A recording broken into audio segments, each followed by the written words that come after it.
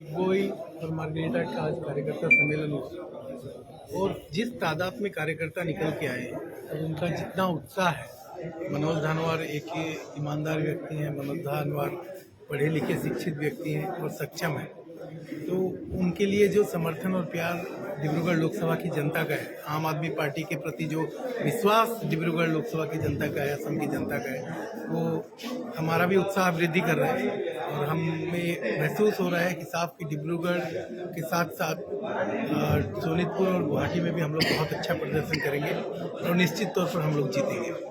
BJP की स्थिति इतना जीत पाइएगा? देखिए, होता क्या है कि जनतंत्र में सबसे बड़ी ताकत जनता के पास होती है। चाहे बड़े से बड़ा संगठन हो, चाहे बड़े बड़े तानाशाह आके गए हैं इस देश में, लेकिन अंत में जाके जनता अपनी ताकत दिखा देती है चुनाव में। जनता के पास ये अधिकार है कि 5 साल में वो किसको चुने।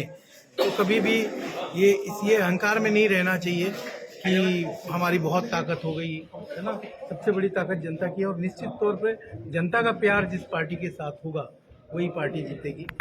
और जहाँ तक हमें महसूस हो रहा है, जैसे जैसे मैं लोकसभा क्षेत्र की अलग अलग जगहों पे जा रहा हूँ, लोगों से मिल रहा हूँ, भारतीय जनता पार्टी से लोग परेशान हैं, लोग दुखी हैं। क्योंकि एक तो इन्होंने अभी तक सिर्फ धोखा दिया असम की जनता को, हर जगह धोखा दिया, झूठ का सहारा लिया है। अब चाहे सीएए की बात करिए, ठीक है, उन्होंने सीएए का बिल लिया है।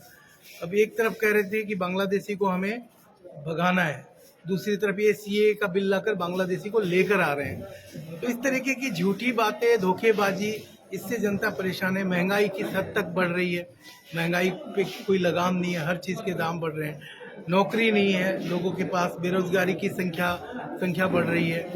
तो ये बहुत सारी समस्याएं, स्कूलों की हालत इतनी खराब है, जो हॉस्पिटल्स हैं, डिस्पेंसरीज हैं, उसमें दवाइयाँ नहीं है। पैरासीटामोल को छोड़कर कोई दवाई नहीं मिलती डिस्पेंसरी में, ठीक है। स्कूलों में ना बेंच है ना डेस्क है। कभी टीचर आता है, आपने देखा 6000 से ज़्यादा स्कूल मर्ज करने के नाम पे बंद कर दिए गए। ये सारी अव्यवस्था है, ठीक है। तो इसको ठीक करना जरूरी है और जनता इसीलिए बदलाव चाहती है और इसी वजह से आज इतनी भारी संख्या में कार्यकर्ता निकल के आए हैं और ये लोग सब यही चाहते हैं कि असम में बदलाव आए। तो हम लोग निकल पड़े। अब हमारी झाड़ू, हमारा चुनाव चिन्ह है झाड़ू लेकर, और हम राजनीति की गंदगी को साफ करने निकले हैं।